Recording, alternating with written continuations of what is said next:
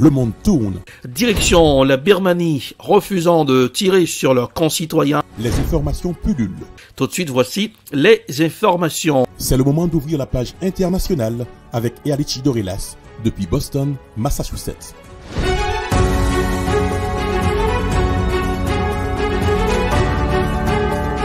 Mesdames, Messieurs, bonsoir. Troisième numéro de la page internationale pour le mois de juin. Dernière sortie pour cette semaine. Bon début de week-end à tous et à toutes. En direct depuis la newsroom de la capitale des grandes universités du monde, Boston, Massachusetts. Erlich Dorelas pour présenter cette page internationale. À Jacques Mel pour le grand journal. Joannel François, Smith Jean-Julien, Roubans assure les manœuvres techniques. Bonsoir aux auditeurs de la radio évangélique Hosanna 102.3 FM à Jacques Mel.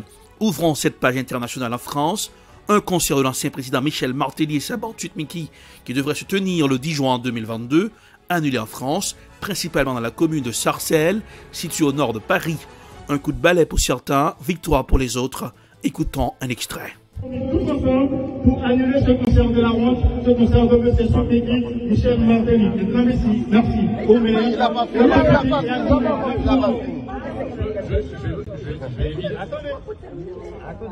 Je vais juste vous envoyer deux messages.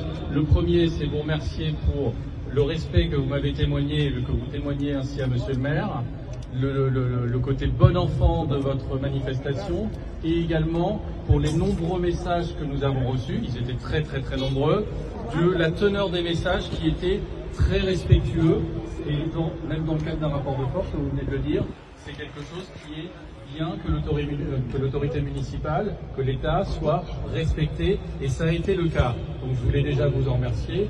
Et deuxièmement, vous transmettre de la part de la ville de Sarcelles les amitiés du maire, de l'autorité municipale pour l'ensemble du peuple haïtien.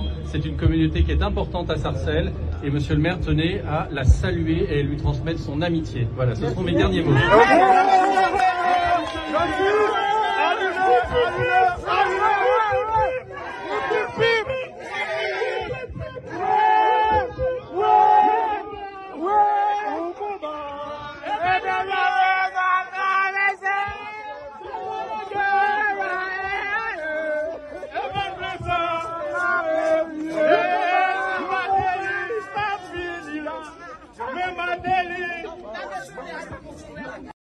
Les Haïtiens qui ont été présents devant la mairie de Sarcelles ont été en liesse après cette victoire. Direction la Russie, l'Union africaine milite pour la levée des sanctions contre la Russie.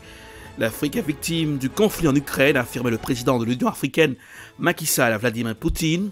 Voici un reportage signé Africa News. En visite à Sochi, le président du Sénégal et de l'Union africaine, Macky Sall, a réaffirmé la position neutre de l'Afrique dans le conflit qui oppose la Russie à l'Ukraine depuis quelques mois. En revanche, il a fait remarquer l'impact économique généré par le paquet de sanctions infligées par les Occidentaux à Moscou, des sanctions qui menacent la stabilité alimentaire mondiale. La position de l'Afrique, malgré d'énormes pressions, la majorité des pays africains quand même ont évité de condamner la Russie dans cette situation. Et si vous prenez aussi l'Asie, le Moyen-Orient, ainsi que l'Amérique latine, c'est dire qu'il y a une bonne partie de l'humanité qui en réalité est très attentive à ce qui se passe. Et moi, c'est au nom de tous ces espoirs que je suis venu vous voir pour demander de prendre conscience que nos pays, même s'ils sont éloignés du théâtre, sont des victimes de cette crise au plan économique.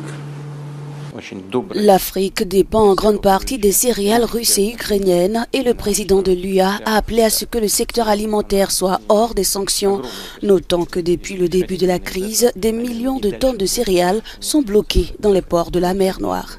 Mais les sanctions aussi contre la Russie ont entraîné plus de gravité puisque nous n'avons plus accès aux céréales venant de Russie, au blé en particulier, mais surtout aux engrais et à l'urée en particulier pendant que notre agriculture est déjà déficitaire. Et ça crée vraiment de sérieuses menaces sur la sécurité alimentaire du continent.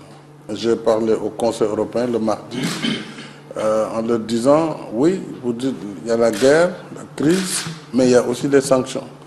Et il faut que nous travaillions ensemble sur les deux registres pour que tout ce qui concerne déjà le volet alimentaire, céréales, engrais, soit vraiment hors de sanctions. Moscou a promis de faciliter le transit des céréales si et seulement si l'Europe lève l'arsenal de sanctions et procède au déminage des ports ukrainiens.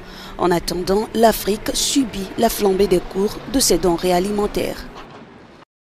Allons à Mariupol, une ville contrôlée par les Russes. Malgré les ravages et les traumatismes de la guerre, la ville du sud-est de l'Ukraine, désormais sous contrôle russe, essaie de renouer avec la vie. Voici un reportage signé Euronews. Un drapeau russe brandi devant un théâtre endommagé de Mariupol. Malgré les ravages et les traumatismes de la guerre, la ville du sud-est de l'Ukraine, désormais sous contrôle russe, essaye de renouer avec la vie. Ses élèves ont repris les cours, assurés non plus en ukrainien, mais désormais en russe. La propagande de Moscou fonctionne à plein régime. Quand on donne un cours, on a l'impression que tout est comme avant tous ces événements. J'ai supplié ma mère d'aller à l'école. Maintenant, dans nos têtes, on est de nouveau capable de s'imaginer construire notre futur.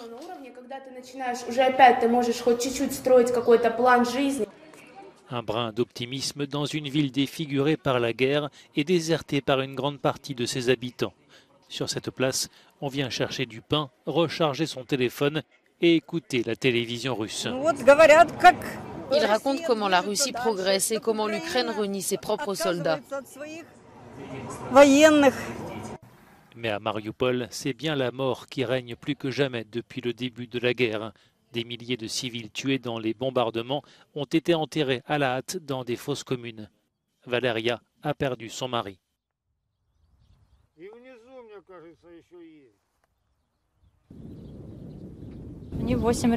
Les corps sont allongés sur 8 niveaux, les uns sur les autres, et par 3 en largeur. De nombreux cadavres retrouvés dans les immeubles en ruine jonchent encore les rues. Selon Kiev, environ 20 000 personnes ont péri à Mariupol, un chiffre aujourd'hui impossible à vérifier. Chaque camp se rejette la responsabilité de ce carnage. Les séparatistes pro-russes à Donetsk ont promis de reconstruire la ville, tout comme le maire en exil de Mariupol. Nous resterons toujours en Ukraine. L'Ukraine avance vers la famille européenne, alors que la Russie, elle, se rapproche d'une vie derrière le rideau de fer, a estimé vendredi le Premier ministre ukrainien Denis Shmyhal au 101er jour de l'invasion russe.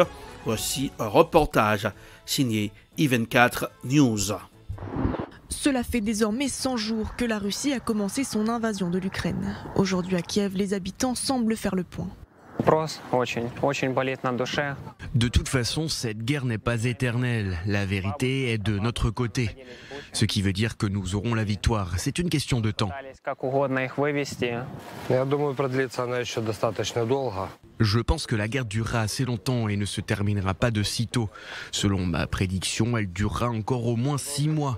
Elle dépendra de l'approvisionnement en armes pour nous, de l'esprit de nos soldats et aussi des sanctions imposées à la Russie. Des chiffres donnés par le président ukrainien Volodymyr Zelensky, 125 000 km², 20% du territoire du pays serait sous occupation russe. L'armée se concentre sur l'est du pays, mais elle avance aussi dans le sud, le long des mers Noires et d'Azov. Les Russes contrôlent désormais un corridor côtier stratégique qui relie l'est russe à la Crimée. Une guerre qui a fait également plus de 6 millions d'exilés et 8 millions de déplacés à l'intérieur du pays. Des évacuations qui se poursuivent comme ici à Sloviansk, ville de l'est du pays, privée d'eau et d'électricité. Une centaine de personnes ont quitté la ville ce jeudi et les autres sont appelées à suivre. Mardi, une frappe aérienne avait fait 3 morts et 6 blessés. Je suis terrifiée. Je n'arrive toujours pas à croire que cela se passe chez nous. Tout cela me fait peur. J'ai peur pour ma ville et peur pour mon pays. Et j'ai peur qu'il n'y ait rien à notre retour. Je veux que nous gagnions dès que possible et que tout se passe bien. Après l'échec de l'offensive éclair pour faire tomber le gouvernement de Kiev, les forces russes mènent désormais une guerre d'usure sur le territoire. Jens Stoltenberg, le secrétaire général de l'OTAN, avertit les pays occidentaux. Les guerres sont par nature imprévisibles et nous devrons être préparés sur le long terme. Cette guerre est désormais devenue une guerre d'usure dans laquelle les Ukrainiens paient le prix fort sur le champ de bataille pour défendre leur propre pays. Les pays de l'Union européenne ont approuvé un 6e paquet de sanctions contre Moscou, incluant un embargo sur les achats du pétrole. Direction la Chine, Beijing dit s'opposer fermement à une nouvelle initiative commerciale signée entre les États-Unis et Taïwan. L'initiative est considérée comme une voie vers un accord de libre-échange entre les États-Unis et Taïwan. Voici un reportage signé CGTN News. L'initiative est considérée comme une voie vers un accord de libre-échange entre les États-Unis et Taïwan. Il intervient après que Taïwan a été exclu de l'initiative économique Indo-Pacifique des États-Unis la semaine dernière. Les autorités de Taipei ont salué l'accord comme une reconnaissance de la position clé de Taïwan dans la chaîne d'approvisionnement mondiale.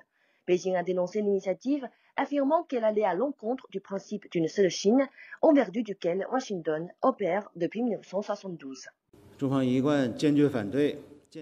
La Chine s'oppose toujours à toute forme d'échange officiel entre un pays et la région de Taïwan, y compris les négociations et la signature de tout accord économique et commercial à connotation souveraine et à caractère officiel. La partie américaine devrait respecter le principe d'une seule Chine et les 3 communiqués conjoints, se conformer au droit international et aux normes fondamentales régissant les relations internationales. Elle doit gérer les relations économiques et commerciales avec Taïwan avec prudence et éviter d'envoyer des signaux erronés aux forces séparatistes indépendantistes de Taïwan. C'est la fin de la page internationale au Grand Journal du 14h pour ce aujourd'hui. Merci d'avoir été des nôtres. La production est signée Ed Prod, réalisation Télébeltor pour le camp de la radio évangélique Hosanna 102.3 FM à Jacmel. Pour présenter cette page internationale, Erlich Dorelas depuis Boston, la capitale des grandes universités du monde. Un ciel sans soleil pour ce vendredi. Température sur Boston, 66 degrés Fahrenheit, 19 degrés Celsius. Jacmel, 87 degrés Fahrenheit, 31 degrés Celsius. Hier soir, les Boston Celtics ont gagné. C'est le match de basketball face aux Golden State Warriors. Première victoire des Celtics. Le prochain match, c'est pour dimanche. Il y avait une ambiance émoustillante au cœur de la ville de Boston hier, à Faneuil Hall. Beaucoup de fans étaient présents pour festoyer la victoire des Boston Celtics. Bonsoir Jonel, bonsoir Rubens, bonsoir Smith Jean-Julien, bonsoir aux auditeurs de la radio évangélique Hosanna. Passez un excellent week-end en compagnie de la radio. Bonsoir, à lundi. C'était la page internationale avec Erlich Dorelas.